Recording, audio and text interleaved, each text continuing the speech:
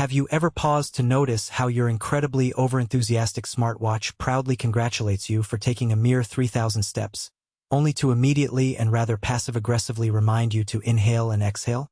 Somewhere along our bizarre evolutionary journey, we have somehow built a modern world where simply surviving the average day apparently requires constant, buzzing digital notifications.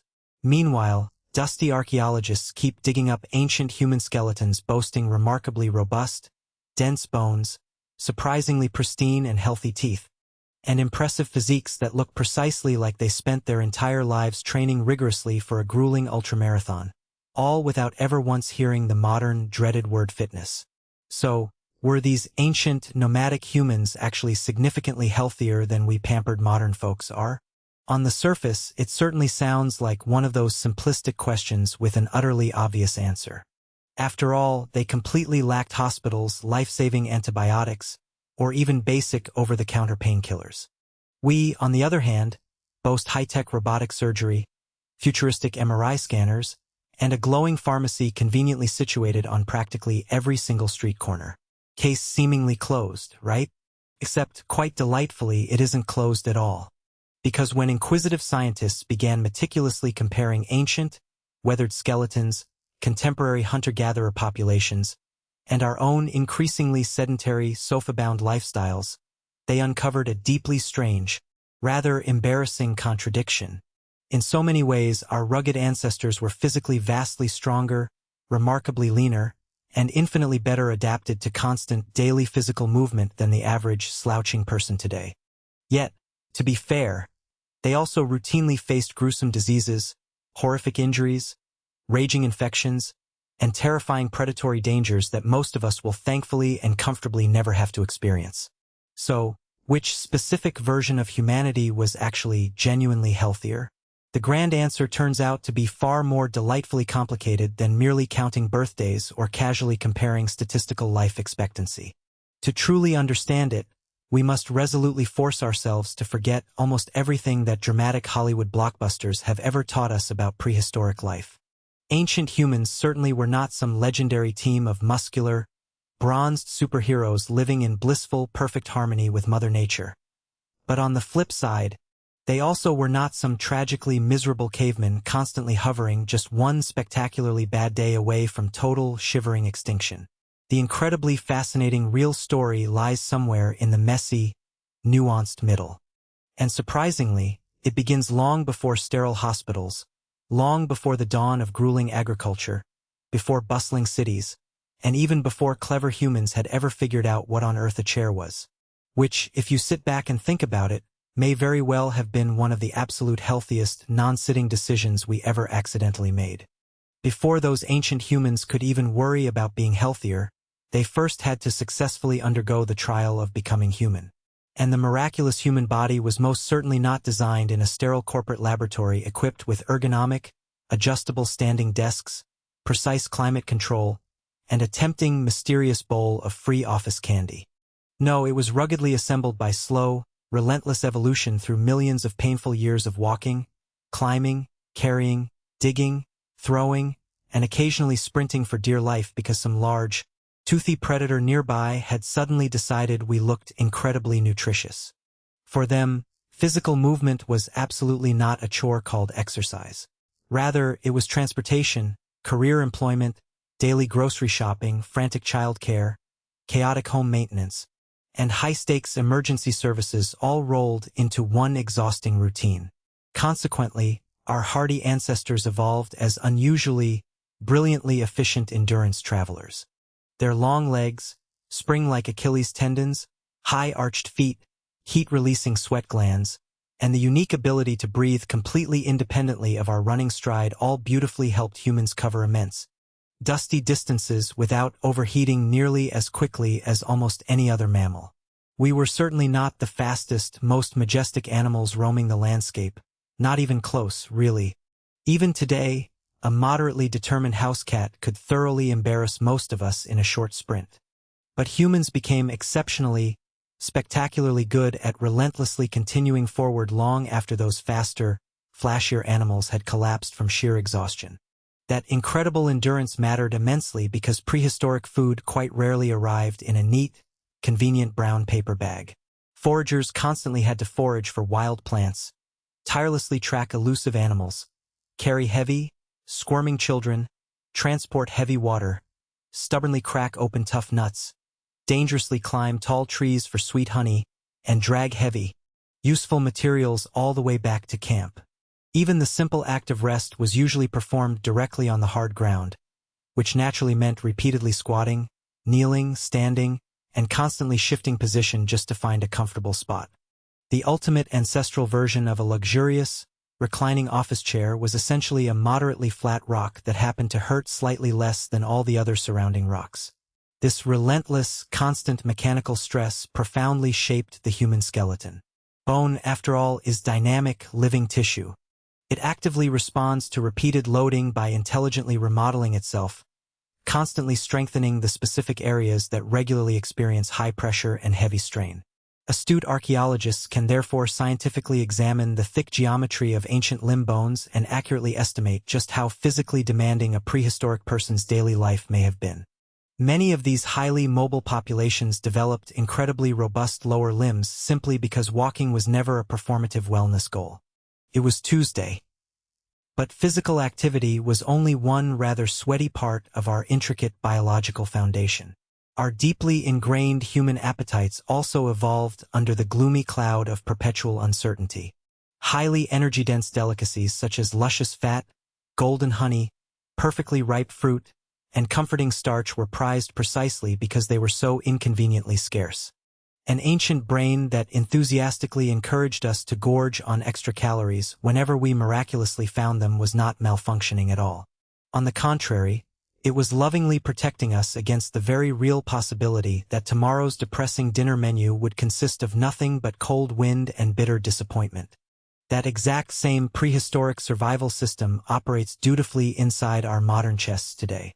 The tragic difference is that these ancient, primal cravings now reside in a radically altered world where highly concentrated sugar, decadent fat, and seductive salt are readily available 24 hours a day, often handed to us through a convenient drive-through window without us ever having to unbuckle our seatbelts. Mother Nature painstakingly prepared us to survive brutal famine. She most certainly did not prepare our fragile willpower for the temptation of unlimited, melted cheese fries. Even the concept of stress worked rather differently back then. Ancient humans certainly experienced their fair share of terror, violent conflict, painful injuries, gnawing hunger, and tragic loss. However, many of these primal threats were intensely brief and mercifully temporary. The alarmed body flooded itself with stress hormones, the immediate danger passed, and a peaceful recovery became entirely possible. Modern stress, conversely, is often far less dramatic but agonizingly more persistent. We suffer from looming deadlines, crippling debt, bumper-to-bumper traffic, incessant digital notifications, and, most terrifyingly, an email politely labeled gentle reminder that is clearly making a thinly veiled threat to our professional existence. Thus, the grand, elusive secret of ancient health was not some miraculous superfood diet or a long-lost medicinal plant whispered about by shamans. It was simply a physical body living harmoniously inside the exact type of demanding environment that had painstakingly built it over millennia. It was a rugged environment where physical movement was utterly unavoidable. Acquiring calories required genuine, back-breaking effort. Emotional stress demanded immediate physical action, and sitting perfectly still for 10 consecutive hours would have seemed like a highly unusual, mind-numbing punishment fit only for enemies. The delightfully ironic thing about this prehistoric lifestyle is that absolutely nobody sat down to invent it as a wellness program. There was no solemn council of bearded elders announcing that everyone must eat more dietary fiber, mindfully expose their eyes to the early morning sunlight, and complete exactly 10,000 steps before the arrival of Mammoth o'clock. It all happened quite automatically. A tight-knit foraging group woke up naturally when the shifting temperature, early morning animal chatter, rustling social activity, and bright daylight made further sleeping highly impractical. Crucially, nobody clumsily reached for a glowing glass rectangle to discover, with mounting anxiety, that angry strangers had been loudly arguing overnight on the other side of the world. The very first data entering the human brain came directly from the actual, tangible environment. The quality of the light, the turn of the weather, the smell of wood smoke, the murmur of familiar voices, and perhaps the deeply motivating, stomach-rumbling realization that breakfast had not yet been invented. Then, and only then, came the pursuit of food. Wild diets differed quite enormously across diverse geographical regions and changing seasons, meaning there was never actually one universal, standardized caveman menu. Shivering Arctic hunters, sweaty tropical foragers, coastal shellfish collectors, and woodland plant gatherers did not share some idealized, prehistoric meal plan subscription. Nature, it turns out, is highly and inconveniently resistant to modern lifestyle branding. What these diverse populations did universally share was a life of rigorous physical effort and unpredictable variability. Every single bite of food had to be manually located, carefully identified, painfully extracted, laboriously processed, heavily carried back to camp, and fairly divided. Fibrous tubers could require hours of dirty digging and incredibly extensive chewing. Hard nuts desperately needed cracking with heavy stones. Fresh meat arrived highly unpredictably. Wild honey was incredibly valuable, partly because obtaining it often involved scaling a precarious tree while being viciously attacked by the bees, essentially, facing food that operated its own painful security system. Among the contemporary Hadza of Tanzania, intrigued researchers have carefully documented traditional diets built around hardy foods such as tough tubers, tart berries, powdery baobab, sweet honey, and wild meat, with their availability constantly shifting across the cycle of the year. Fascinating studies of their gut microbes have even revealed dramatic seasonal shifts intimately associated with this ever-changing ecology. Their rich internal ecosystem dynamically changes with the natural menu. In stark contrast, our modern internal ecosystem only experiences a seismic shift when the local coffee shop eagerly introduces its seasonal pumpkin spice latte. None of this suggests that ancient humans snobbishly avoided sugar. In fact, they absolutely adored sweetness because a sweet taste usually signaled safe, highly valuable calories. Sticky honey would be consumed incredibly enthusiastically whenever it became miraculously available. The crucial difference between then and now was not some giant leap in moral discipline. It was simply friction. Their harsh environment placed grueling physical effort, severely limited availability, and frustrating seasonal interruptions between their immediate desire and actual consumption. Our overly accommodating environment, on the other hand, merely places a convenient smartphone app between our fleeting desire and a family-sized chocolate dessert. Physical movement followed this exact same effortless pattern. Foragers did not normally compartmentalize their daily physical exertion into some sacred, sweat-drenched, 60-minute ritual colloquially known as working out. Instead, they casually walked vast distances while foraging, squatted deeply while processing wild food, climbed steep trees or cliffs when strictly necessary, lugged heavy children and supplies across rough terrains, and constantly shifted their posture throughout the day.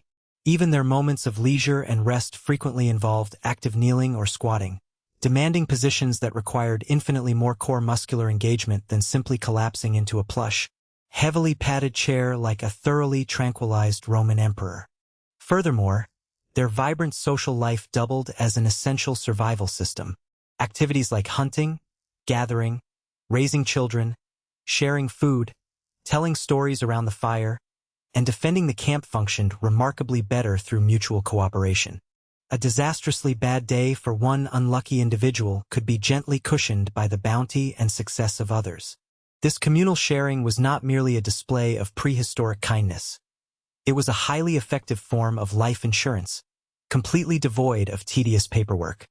This active, communal lifestyle naturally produced several enviable conditions that modern medicine desperately associates with superior metabolic and psychological health.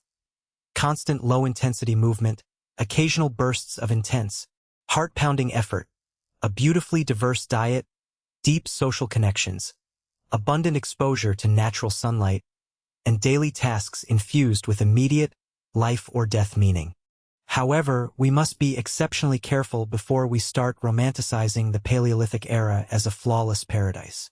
Ancient humans did not suddenly discover some utopian state of perfect health.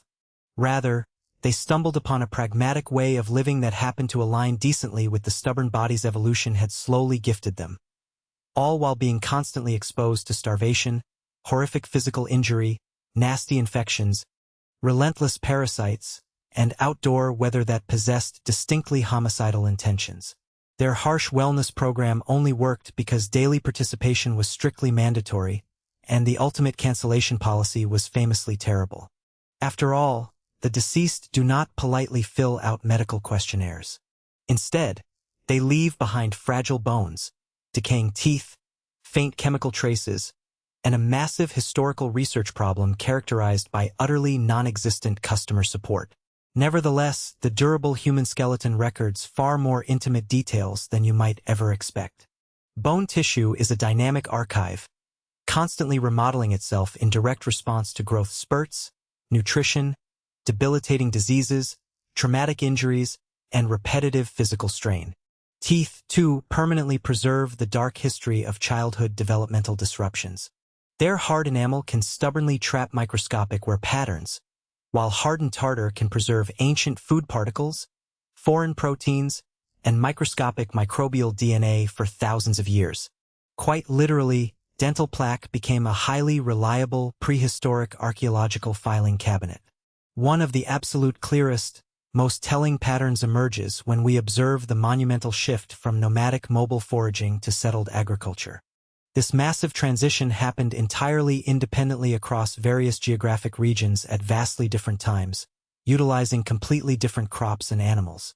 Consequently, there was no single, dramatic historical moment when humanity collectively planted a seed of wheat and instantly developed chronic lower back pain. Yet, across numerous studied archaeological populations, early farming was consistently associated with some deeply troubling biological changes. Researchers meticulously examining prehistoric European skeletons have discovered convincing evidence that these early farmers were significantly shorter than the nomadic hunter-gatherers who roamed the land before them. Fascinatingly, ancient DNA helps clarify exactly why this height deficit matters. Modern scientists can now estimate a long-dead person's genetic potential for height and compare it directly with the actual stature their skeleton suggests they ultimately reached. In several early farming communities, people consistently grew far less than their inherited genetic potential had optimistically predicted. In short, their genes ordered the extra-large, but their childhood delivered the medium. This severely stunted growth can reflect chronic, inadequate nutrition, repeated childhood infections, or the weary body desperately diverting precious energy toward emergency immune defense rather than the luxury of building bone. While systematic farming could indeed produce a greater volume of food overall, relying so heavily on a dangerously limited number of staple crops absolutely did not guarantee that every single person received a properly diverse diet, or even adequate amounts of protein and vital micronutrients. Teeth reveal another fascinating, rather gritty piece of this evolutionary story. Dental cavities certainly existed long before the dawn of agriculture, particularly among nomadic groups who consumed large quantities of sticky, carbohydrate-rich wild plants. Thus, we must admit that hunter-gatherer teeth were not universally flawless, sparkling monuments of nature. However, once cereals and other highly starchy foods became unavoidable dietary staples, painful dental caries became noticeably more common. Grains could be easily ground into fine, sticky particles that stubbornly clung to teeth, joyfully feeding the acid-producing bacteria residing in the mouth. In a sense, tooth decay was civilization's very first loyalty program. Eat enough freshly baked bread and you would eventually receive a complimentary, agonizing abscess. Skeletons also vividly reveal profound changes in everyday physical activity. The cross-sectional shape and delicate internal architecture of those long, ancient bones beautifully reflect a lifetime of habitual loading, essentially acting as a skeletal diary of our ancestors' heavy lifting. Intriguing studies of these dusty ancient limbs strongly suggest that overall physical mobility generally declined across many populations once they enthusiastically adopted the farming lifestyle, although this weary pattern differed quite a bit depending on sex, region, and the specific flavor of grueling labor. Mind you, these early farmers were certainly not lazy couch potatoes. Agricultural work could be brutally, backbreakingly demanding. However, repetitive digging, tedious grinding, backstraining harvesting, and carrying heavy loads placed vastly different mechanical stresses on the human frame than walking long, grueling distances across wild, varied terrain. At famous archaeological settlements such as Çatalhöyük in modern-day Turkey, meticulous researchers have documented the deeply complicated, often messy health consequences of dense early village life. Imagine tightly crowded houses, awkwardly close contact with domesticated animals and their inevitable waste, a heavy dietary dependence on cultivated mush, constant exposure to brand-new infectious diseases, and intensely repetitive manual labor. This is precisely the point where the cozy, simple story of agricultural progress begins to spectacularly collapse. Ancient foragers were not always glowing picture books of radiant health, and early farmers were not permanently bedridden. Human biology responded quite differently depending on local climate, specific diets, social inequality, rudimentary sanitation, daily workload, and whatever local disease happened to be circulating. But those silent skeletons do stubbornly preserve one highly unsettling, ironic lesson. Producing a massive surplus of calories did not automatically produce healthier, happier people. In a bizarre twist of evolutionary fate, humanity successfully increased the collective food supply only to simultaneously reduce the overall biological quality of the poor human beings who were actually eating it. This is exactly where prehistoric health ceases to look like a neat, tidy scientific answer and starts looking more like a chaotic, never-ending family argument conducted over several thousand dusty skeletons. Because while ancient bones can whisper a great deal, they certainly cannot tell us everything. A skeleton may dutifully preserve evidence of creaking arthritis, successfully healed fractures, seasonal nutritional stress, painful tooth decay, a nasty infection that managed to reach the bone, or decades of repetitive physical labor. What it tragically cannot preserve is the nagging headache someone suffered on a gloomy Tuesday, the sudden fever that ruthlessly killed them in a mere 3 days, the crushing anxiety caused by a hostile neighboring tribe, or the greedy intestinal parasite merrily treating their digestive system like a poorly managed rental property. Sadly, soft tissue quietly disappears into the ether. Numerous diseases leave absolutely no skeletal signature whatsoever, and certain types of bone damage only manifest if a person actually manages to survive long enough for their body to mount a defense. This counterintuitive reality creates a delightfully strange scientific riddle known as the osteological paradox. A skeleton heavily scarred by disease may, ironically, have belonged to a rugged individual whose mighty immune system successfully kept them alive for years despite the illness. Meanwhile, a skeleton that looks pristine and perfectly healthy might belong to some poor soul who died so incredibly quickly that the swift disease never had time to leave a single mark on their bones. In this grim lottery, the healthier-looking skeleton may actually have been the big loser. Then, of course, we must contend with survivor bias. The adults buried in ancient archaeological sites are, by definition, the stubborn individuals who successfully survived infancy, perilous childhood infections, catastrophic accidents, seasonal food shortages, and countless other golden opportunities to become a very small, tragic footnote in history.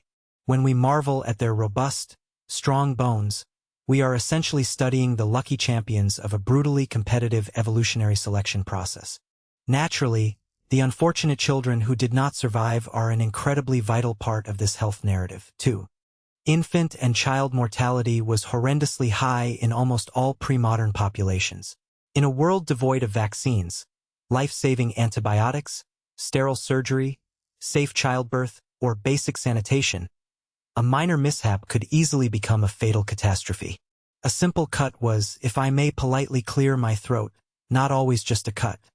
Sometimes it was merely the opening chapter of a tragically short biography. And then we have life expectancy, which easily wins the crown as one of the most spectacularly misunderstood statistics in all of human history.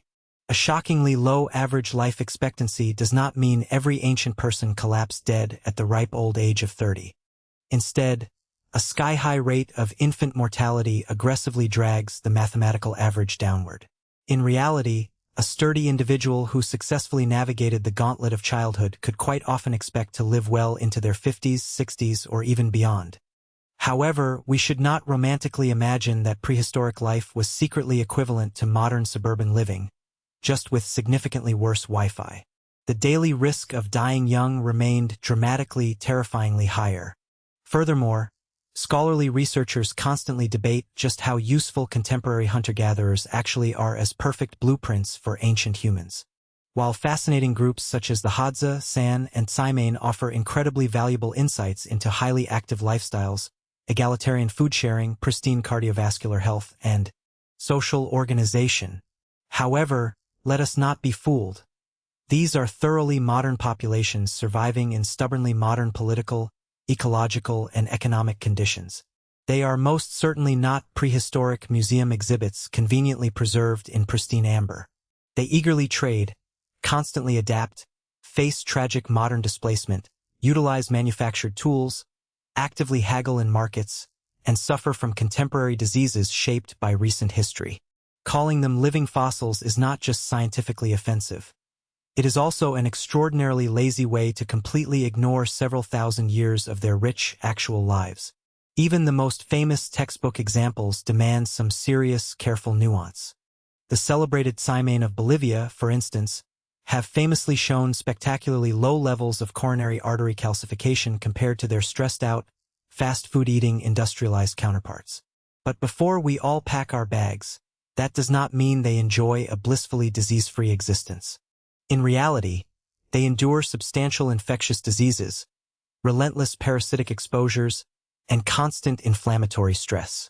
While their youthful arteries might look like those of a fresh-faced teenager, their overstressed immune systems are perpetually working exhausting double shifts. So, were our ancient ancestors actually healthier than us? In several measurable ways, surprisingly, yes. Many were vastly more active, remarkably leaner, impressively robust, and delightfully unbothered by modern scourges like obesity, type 2 diabetes, and various forms of cardiovascular disease. But in other, rather terrifying ways, absolutely not. They coexisted with deadly dangers that modern medicine has fortunately made so unfamiliar that we can now safely romanticize them, which, let us be honest, is incredibly easy to do when the painfully throbbing, infected tooth in question is not currently residing in your own mouth. Once humans foolishly decided to settle down, health ceased to be a purely biological inconvenience. It became highly political. Agriculture suddenly produced something that nomadic foragers rarely, if ever, possessed in large quantities: a surplus. This glorious grain could be systematically harvested, dried, stored, meticulously counted, heavily guarded, aggressively taxed, stolen by bandits, proudly inherited, and ultimately used to convince thousands of gullible people that one highly ambitious man wearing an absurdly tall hat had been personally handpicked by the universe to rule them. Food, quite literally, became power. Permanent, crowded settlements also fundamentally transformed the very definition of healing. In tiny, highly mobile groups, medical knowledge had likely existed as raw, practical experience. They knew exactly which bitter plants soothed throbbing pain, which damp leaves reduced nasty swelling, how to roughly set a broken limb, when to aggressively clean a filthy wound, and precisely when to accept that the overly curious fellow who just touched the glowing, mysterious mushroom should have asked a few more clarifying questions first. But the rise of permanent villages and bustling cities allowed this scattered knowledge to steadily accumulate. Naturally, specialized professionals emerged.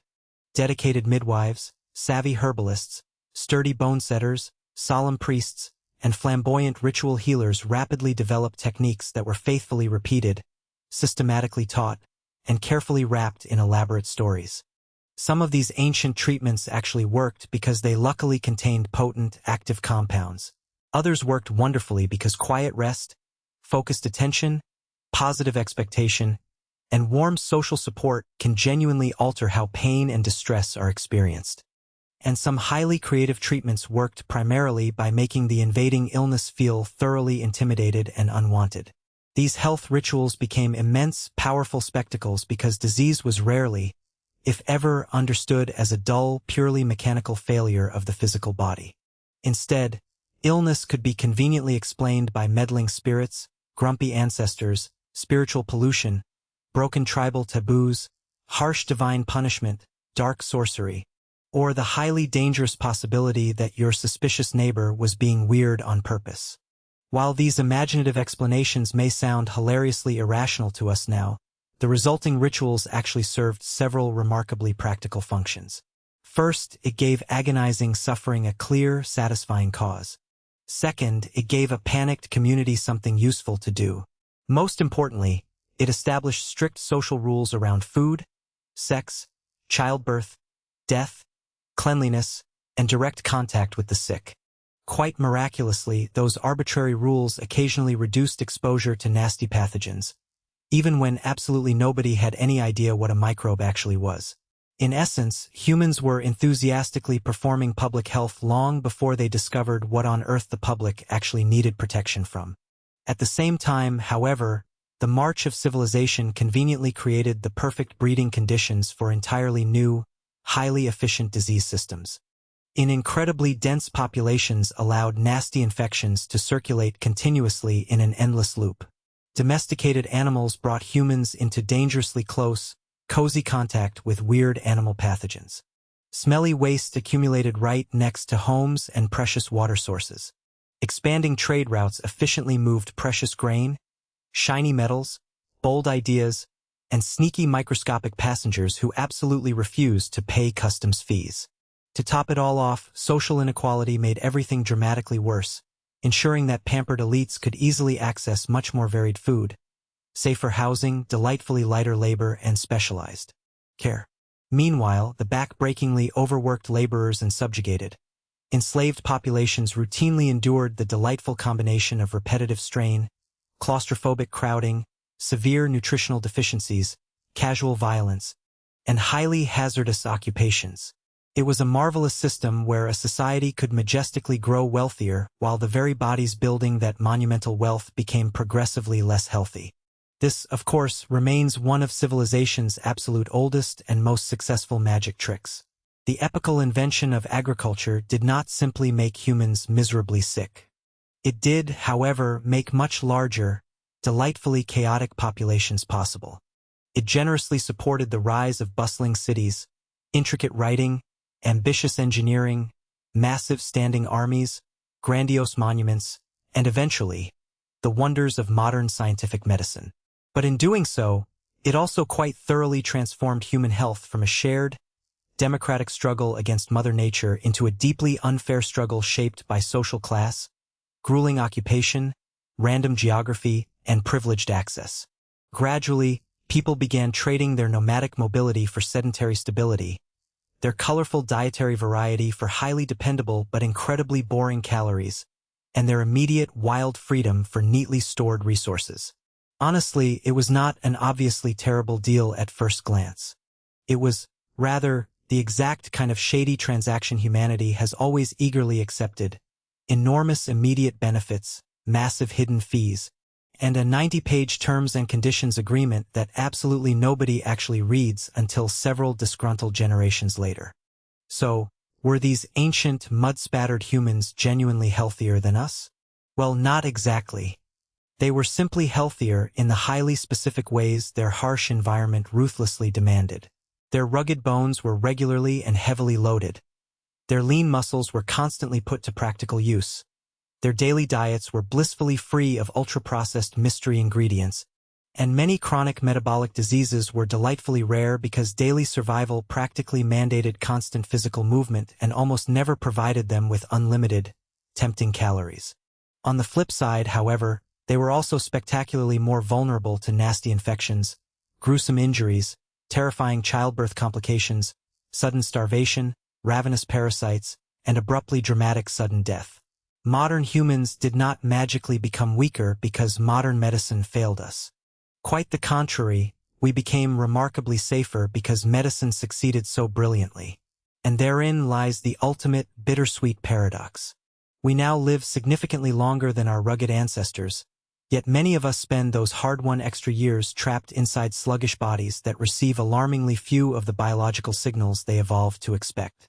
We have triumphantly banished catastrophic famine, only to construct a world of constant, irresistible temptation. We have blessedly reduced grueling physical labor, But in doing so, we have also thoroughly eliminated ordinary, everyday movement. We have meticulously built climate-controlled cocoons, blinding artificial light, instant food delivery apps, and living room furniture so catastrophically comfortable that merely standing up now requires a monumental act of pure cognitive motivation. Our ancient ancestors did not possess genetically superior, superhuman DNA. They simply possessed blessedly fewer opportunities to ignore the genes they had. This certainly does not mean we should dramatically abandon civilization, reject life-saving medicine, or aggressively begin hunting the neighborhood squirrels with poorly handmade spears. Let us be utterly honest. The prehistoric world was absolutely not some serene, organic wellness retreat. It was violently dangerous, physically exhausting, and completely lacking in any form of customer service. The practical lesson is infinitely simpler. Modern health functions at its absolute best when cutting-edge modern medicine is harmoniously combined with our ancient, stubborn biological needs. This means doing incredibly revolutionary things like walking, lifting heavy objects, sleeping in pitch-black darkness, eating actual foods that still loosely resemble food, spending a little time under the actual sun, and painstakingly maintaining human relationships strong enough to survive something slightly more emotionally difficult than a mildly delayed reply in a group chat. We do not need to play act as ancient forest dwellers. We simply need to remember that those very same ancient humans are still pacing around inside us.